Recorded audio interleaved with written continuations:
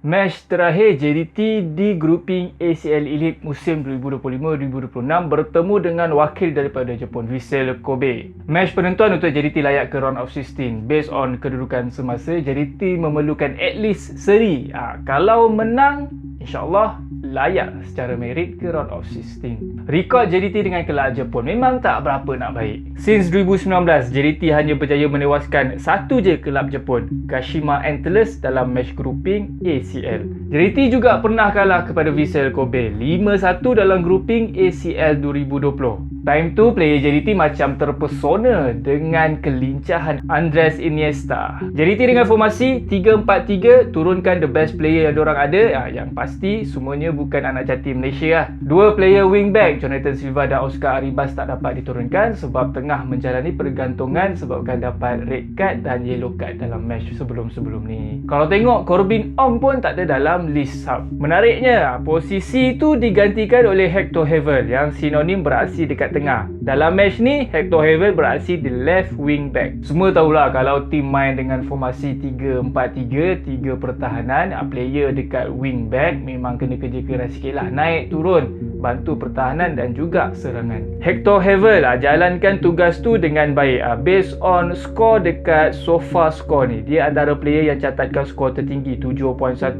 Berjaya buat satu rembatan. Daripada aspek bertahan pula, Hector Hevel menang 2 daripada 3 tackle, 1 interception, 3 clearance penting dan 4 recovery tanpa sebarang foul. Satu lagi player yang mencuri tumpuan dalam match bertemu dengan Vissel Kobe ni, walaupun bukan favourite player fans JDT, Jairo boleh dikatakan game changer dalam match ni. Di saat Bergson tak dapat skor gol, Jairo dimasukkan. Time ni aku ingat JDT sekadar seri je lah, tapi dalam tempoh 3 minit dimasukkan, Jairo berjaya assist gol kemenangan JDT. Pada minit ke-73, dia dapat long ball daripada goalkeeper. Jairo kontrol bola guna bahu, melepasi back sado Vissel Kobe, Boniface Duka. Lepas tu buat assist cantik kepada Marcos Guilherme. Setakat ni Marcos Guilherme ni pula dah skor 2 gol berturut-turut menentang 2 kelab daripada Jepun di ACL Elite. Antara player yang berjaya adapt dengan gameplay JDT walaupun baru design JDT pada transfer window Januari 2026. Aku rasa semua player yang JDT sign pada transfer window Januari 2026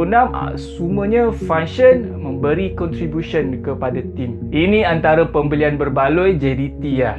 Gol JDT tu satu-satunya gol dalam match ni lepas 2 gol dikatakan offside oleh referee. Kalau compare gameplay JDT bertemu dengan Hiroshima dan gameplay bertemu dengan Vissel Kobe ni, aku rasa bertemu dengan Vissel Kobe ni JDT main lebih agresif. Tapi Vissel Kobe pun tak kurang agresifnya, walaupun turun second team je. Daripada segi statistik nampak memihak kepada Vissel Kobe. 58% ball possession, 432 passes, 12 kali try, termasuklah 2 kena tiang. Tapi still kesudahannya keputusan 1-0 memihak kepada tuan rumah JDT. Vissel Kobe tak risau sangatlah kalau diorang kalah sebab diorang memang dah confirm dah layak ke pusingan seterusnya. So time ni lah diorang nak buat rotation player, apatah lagi kena terbang jauh, main dekat tempat lawan. Dengan formation 4-5-1, Vissel Kobe turunkan player dengan average umur 26.6 tahun berbanding JDT 30.6 tahun. 3 player Vissel Kobe di bawah 23 tahun. Lepas tu masukkan lagi player muda umur 18 tahun. Vissel Kobe juga tak turunkan goalkeeper nombor 1 diorang bertemu dengan JDT. Diorang turunkan goalkeeper veteran berusia 36 tahun,